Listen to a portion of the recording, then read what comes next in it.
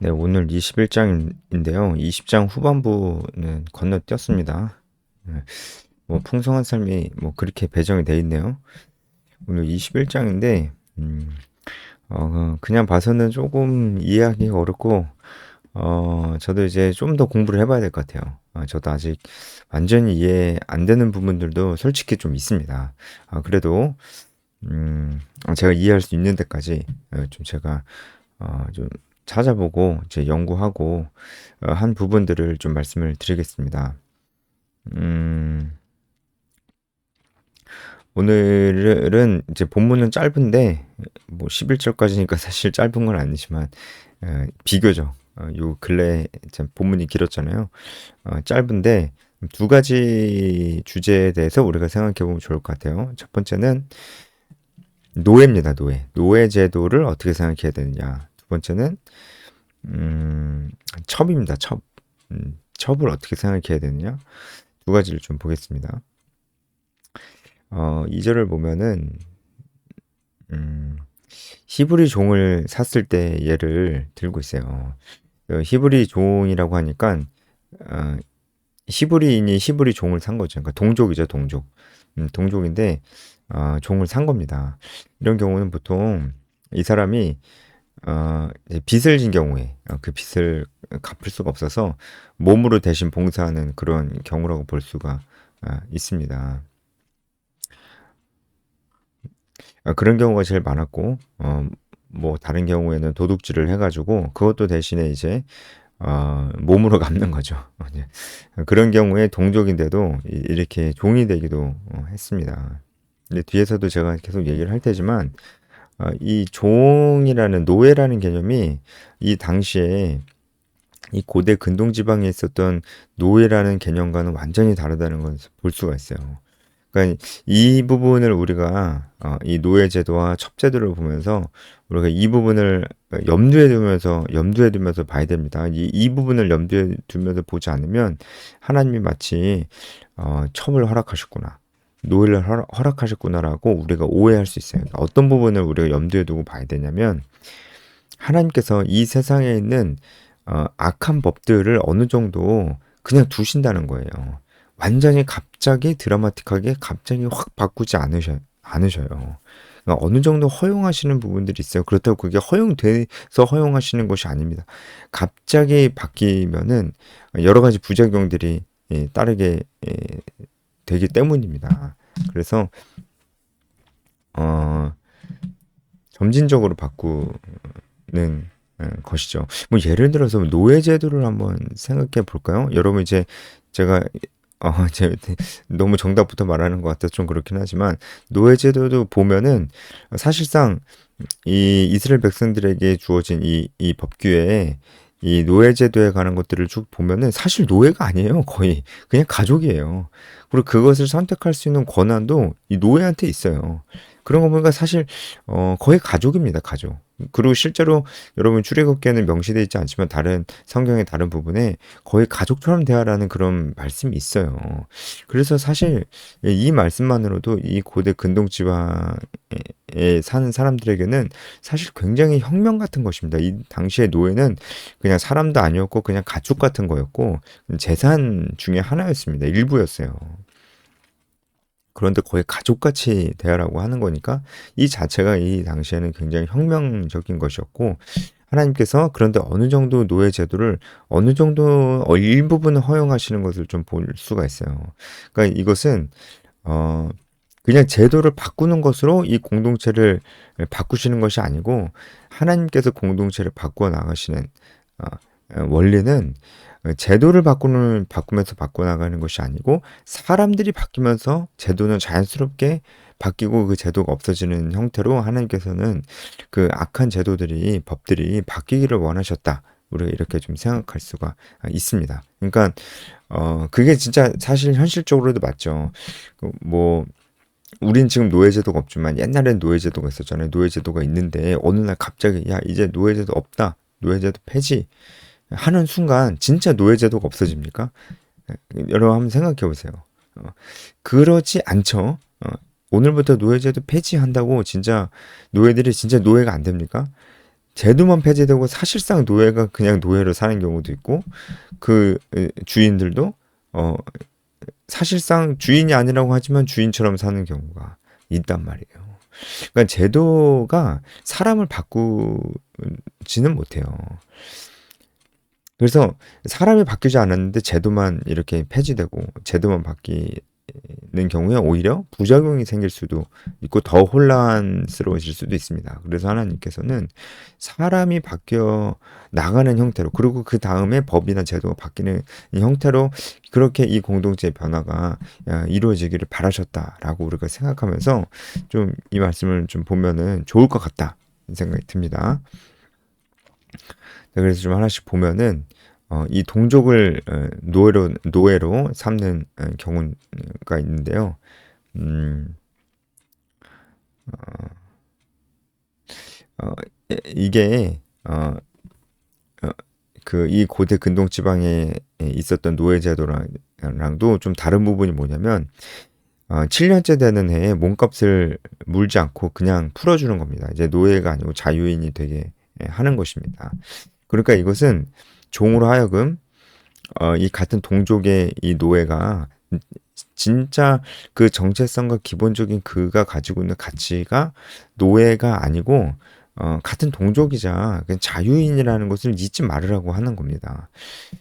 그는 동족이자 자유인인데 지금 여러 가지 빚지거나 무슨 범죄를 저질렀거나 해서 지금 노예가 된 것뿐입니다. 그렇게 여기라고 하는 것이고 그렇게 여겨야 되고 노예인 본인도 그렇게 자기가 실제 정체성이 노예가 아니라는 것을 알아야 되고 종들도 그의 본질적인 것이 노예가 아니라는 거. 지금 어쩔 수 없이 이제 노예로 여기 와서 사실 그래서 노예라기보다는 와서 이제 봉사하는 거죠. 예. 이제 월급을 받지 않고 그 집에서 일하는 거다.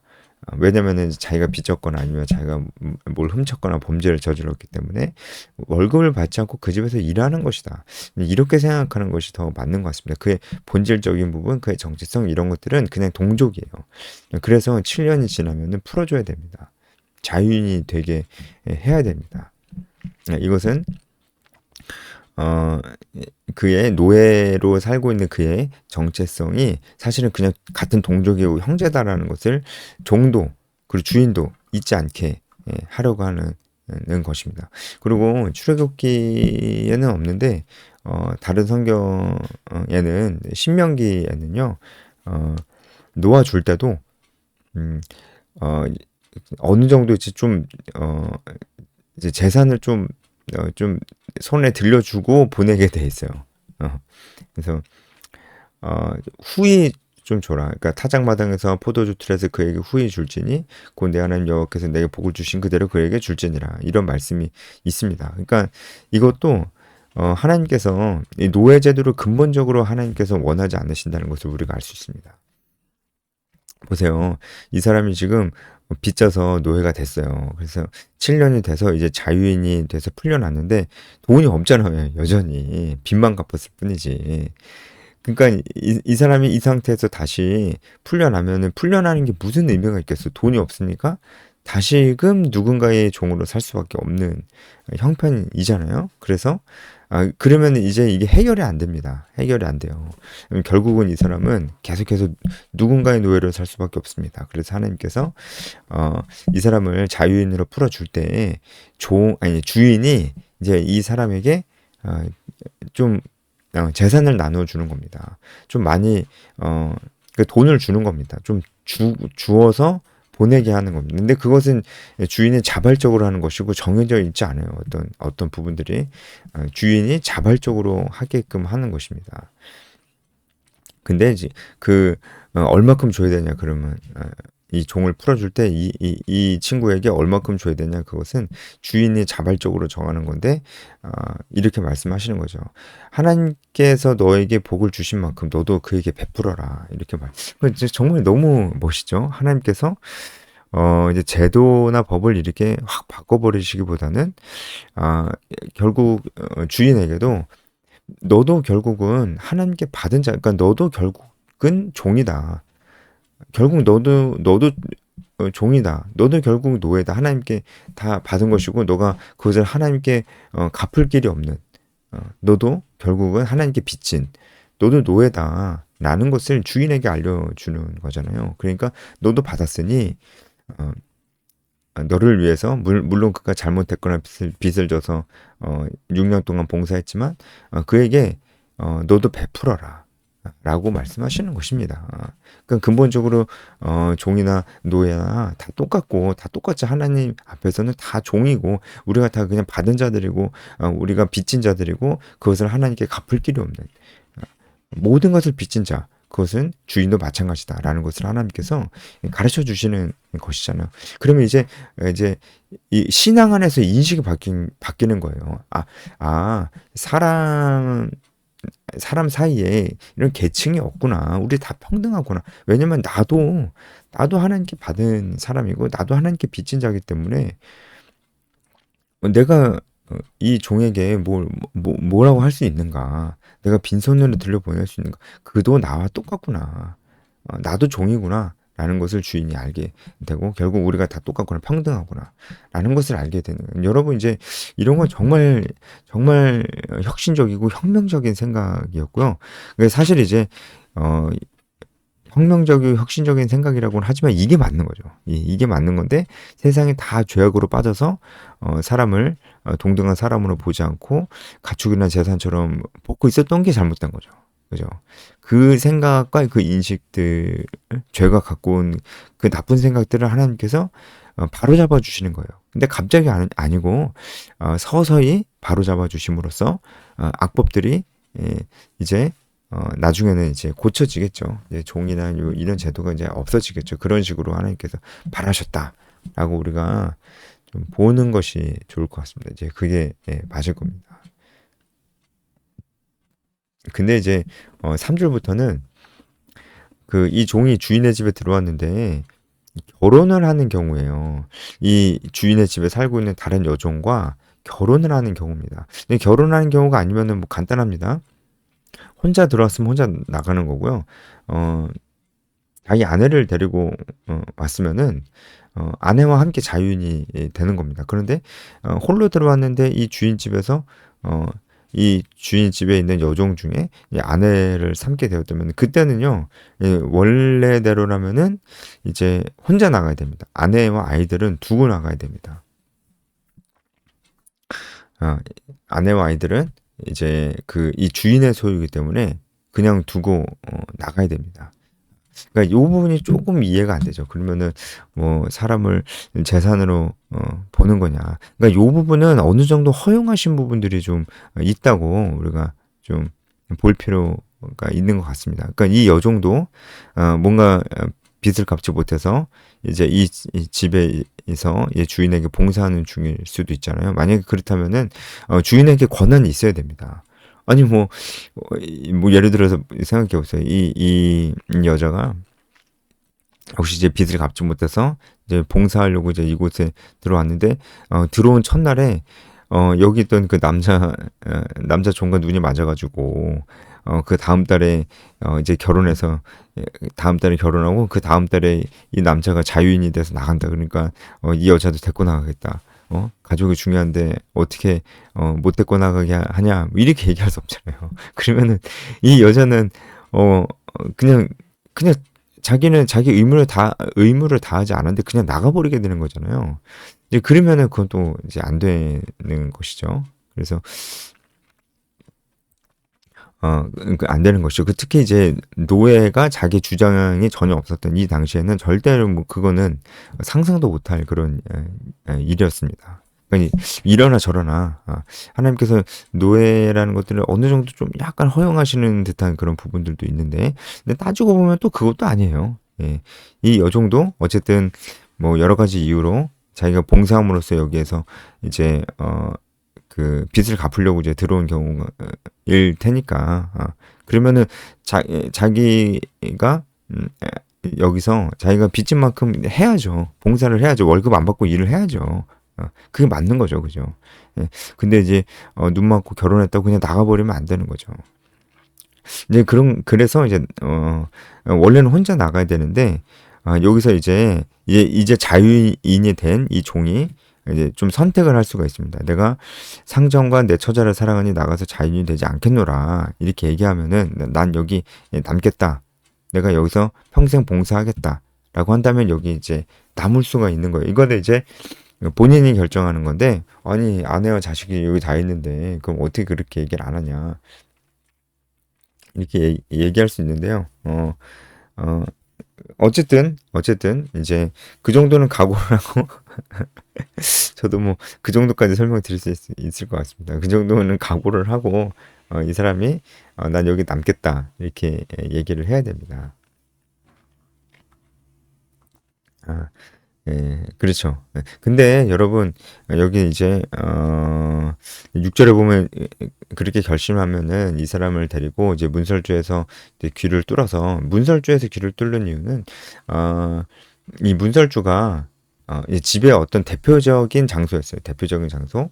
그래서 이제 6월절 양의 피도 이 문설주에 발랐잖아요. 그래서 어, 이 가정의 대표적인 장소, 뭐 그렇게 생각하면 될 것 같습니다. 그래서 이 가정에서 일어나는 아주 중요한 일들, 이 문 앞에서 이제 이루어지고 했었던 것 같아요. 그래서 이 문설주 앞에서 하는 거는 우리 가정에 이제 중요한 일이 있는데 가족들 다 나와봐라. 그래서 이 일은 우리가 다 알아야 되는 일이다. 뭐 이런 식으로 해서 사람들 보는 앞에서 아마 했을 겁니다. 그래서 문설주 앞에서 귀를 뚫음으로써 이 사람은 자유인이 되었으나 이 집에 계속 남기로 했다. 그렇게 본인이 그렇게 결정을 했다. 라는 의미로 이제 귀를 뚫는 그런 행위를 한 것이다. 라고 볼 수가 있겠죠. 예, 예.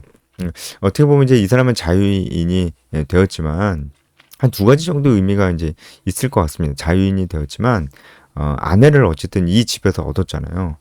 그러면은 아내를 이 집에서 얻은 것도 사실은 자기가 이 집에 봉사하러 왔는데 이 집에서 아내를 얻고 또 아이까지 이제 낳게 된 거잖아요.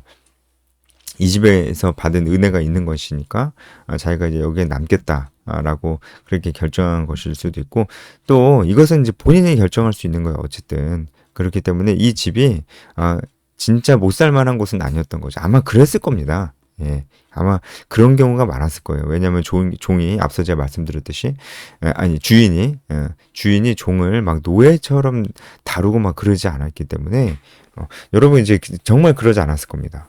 주인이 종을 이 고대 근동지방 다른 민족들이 다루는 것처럼 그 노예 다루듯이 막 그렇게 다루지는 않았을 겁니다. 왜냐면은 만약 그렇게 했다고 생각해 보세요. 7년째 이 노예가 자유인이 됐어. 그러면 보복당할 수도 있잖아요. 예, 그러기도 하고 근본적으로 이 사람이 지금 우리 집에서 봉사하러 온 거지 노예다 뭐 종이다 뭐 그런 식으로 생각은 잘 못했을 겁니다. 그렇기 때문에 이제 자유인이 된 이 종도 이 집이 이제 좋고 있을만 하니까 아마 이제 그렇게 됐고 그런 경우에 이 주인이 이 종이 이제 살 집도 주고 이 집에서 계속해서 머물고 의식주를 함께 할 수 있는 이제 그 모든 것들을 다 제공을 했을 것으로 우리가 보는 것이 맞죠. 어차피 자유인이 되면은 이 종에게 주어야 될 것이 있는데 이 집에 삶으로써 이제 어느 정도 이제 같이 살 수 있도록 모든 걸 좀 제공하는 이제 그런 것도 있었을 것입니다. 그래서 이것이 그렇게 된 것입니다. 그리고 여기 종신토록이라는 말이 이제 6절에 있는데 이게 히브리어 올람인데 말 그대로 그냥 종신토록이라는 말이라기보다는 오랜 시간이다라는 의미도 있어요. 이 단어가. 그래서 아마 죽을 때까지 이 집에 남는 것이다라는 말씀이 아니고 오랜 기간 동안 이 집에 남는 것이다라는 말씀일 가능성이 이제 있습니다. 실제로 희년이 되면 이 귀를 뚫고 사역한 종이라도 상속 재산의 회복과 함께 다 회복되고 다 이제 풀려나기 때문에 그래요. 말씀이 이제 레위기에 그런 말씀이 있습니다. 귀에 구멍이 뚫린 자는 구멍을 뚫는 행위에 의해 소유가 결정되며 희년이나 그의 상전 사망 시 다시 자유를 찾게 된다라는 그런 내용이 이제 있습니다. 그렇기 때문에 이 종신토록은 이제 죽을 때까지 뭐 그럴 수도 있겠지만 그 의미보다는 오랜 기간이다. 오랜 기간 이 집에 남기로 결정을 했다라는 뜻이 될 수 있어요. 그다음에 이제 7절부터는 첩에 대한 이야기인데 보면은 사람이 자기 딸을 여종으로 팔았으면 그는 남종같이 나오지 못할 것이며. 그러니까 위에는 다 남종에 관한 이야기잖아요. 근데 여기는 이제 여종, 특히 이제 첩에 관한 그런 이야기입니다. 여기 남종같이 나오지 못할지며 이렇게 돼 있는데 이 부분도 신명기에는 여종도 남종과 마찬가지로 7년의 봉사 의무를 마치면 해방되고 또 희년이 오면은 종의 멍에서 벗어날 수 있다고 그렇게 나와 있어요. 그럼에도 불구하고 여종 같은 경우는 남종과는 또 좀 다릅니다. 여기는 이제 첩의 의미가 좀 강하거든요. 자기의 딸을 여종으로 팔았고 이 딸이 이제 여종으로서 어떤 집에 갔을 때 그 의미가 좀 첩의 의미가 좀 있습니다. 그래서 8절에 보면 만일 상전이 그를 기뻐하지 아니하며 상관하지 않으면 상관한다는 거는 잠자리를 같이 한다는 거잖아요. 그러니까 첩으로 들었다는 것을 볼 수가 있죠. 그러니까 누군가 자기 딸을 종으로 이렇게 내놓았을 때 그 종을 사가는 주인은 보통 첩으로 이제 사가는 것이다. 이렇게 좀 볼 수가 있습니다. 그래서 이거는 이제 하나님께서 어느 정도 허용하시는 부분들이, 그래서 이것을 하나님께서 기뻐하시는 것이다라고 볼 수는 없습니다. 하나님께서 기뻐하시는 것은 아니지만, 딸을 여종으로 팔거나 이제 첩으로 드리는 이 일은 없어져야 될 일이에요. 이것은 성경 전체적으로 이런 일들은 하나님께서 기뻐하시는 부분이 아닙니다. 이게 일부 다처제나 이런 것도 마찬가지입니다. 지금 첩이 그런 거잖아요. 일부 다처제 같은 거잖아요. 하나님께서 뭐 다윗도 일부 다처제였고, 예, 그런 것들이 허용돼서는, 그러니까 되는 것이 아닌데 하나님께서 어느 정도 그때만 허용하신 부분들이 있었다라는 것을 우리가 알 필요가 있습니다. 하지만 하나님께서 점차 그것이 이제 그런 제도들이나 법들이 없어지길 바라셨다라는 것을 우리가 잊지 않아야 될 것입니다. 근데 이때는 어느 정도 이 딸을 여종으로 팔거나 그리고 또 첩으로 드리는 일들을 어느 정도 허용하셨다라고 또 우리가 그렇게 생각할 수밖에 없을 것 같습니다. 또 혹시 제가 이 부분은 조금 더 공부를 해봐야 되겠어요. 그래서 제가 혹시 틀린 부분이 있으면 나중에 정정해서 말씀을 드리도록 하겠습니다.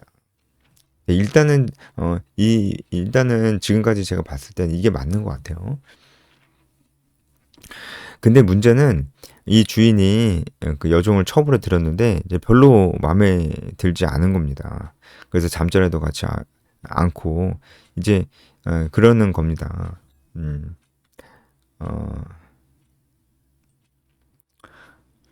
그렇게 되면은 이제 어떻게 되냐면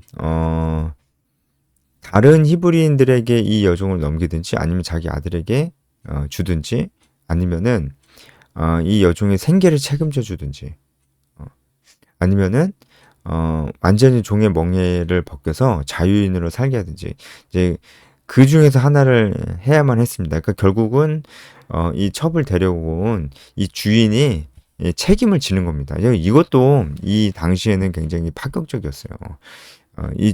이렇게 무슨 종과 노예를 책임을 지겠습니까? 이때는 뭐 마음에 안 들면 그냥 버리는 거죠. 근데 버리지 못합니다. 책임을 져야 됩니다. 지금 제가 말씀드렸던 그 중에 하나를 하면서 책임을 져야 되는 것입니다. 이게 여종의 권리를 하나님께서 보호해 주신 것입니다. 그래요. 그렇게 함으로 인해서 주인도 이제 첩을 들이지만 이 첩이 어떤 자신의 어떤 재산이 아니고 진짜 신중하게 생각을 했겠죠. 그렇죠? 자신의 어떤 욕정이나 그런 것만 생각하지 않고 진짜 신중하게 생각을 해. 정말 이제 그 배우자를 만나듯이 그렇게 생각을 했겠죠. 이제 일부 다쳐져야 안 됩니다. 안 되는데 이제 어느 정도 허용한 부분이 이때만 있다는 걸 전제로 들으세요. 그러니까 배우자를 만나듯이 신중해질 수밖에 없는 겁니다. 왜냐면 이제 뭐가 안 됐을 경우에 자기가 다 책임을 져야 되기 때문에 그런 것입니다. 하나님께서 책임을 다 이 주인이 지도록 해놨어요. 그래서 아들에게 주거나 그것도 안 되면은 이 첩이 첩의 모든 생계를 다 책임져 주고 이 첩과 잠자리도 갖는 것입니다. 10절에 보면은 동침하는 것도 끊어서는 안 됩니다. 그리고 어, 이 첩의 생계를 해결해 주고 잠자리를 같이 하는 것도 싫다. 그러면은 풀어주고 어, 풀어주고 어, 이제 속전을 내지 않고 거저 나가도록 해줘야 되는 것입니다. 자유인으로 이제 가게 해줘야 되는 것입니다. 음, 그쵸? 음, 네, 이 정도까지 우리가 보면 될 것 같습니다. 네, 여기까지 하겠습니다.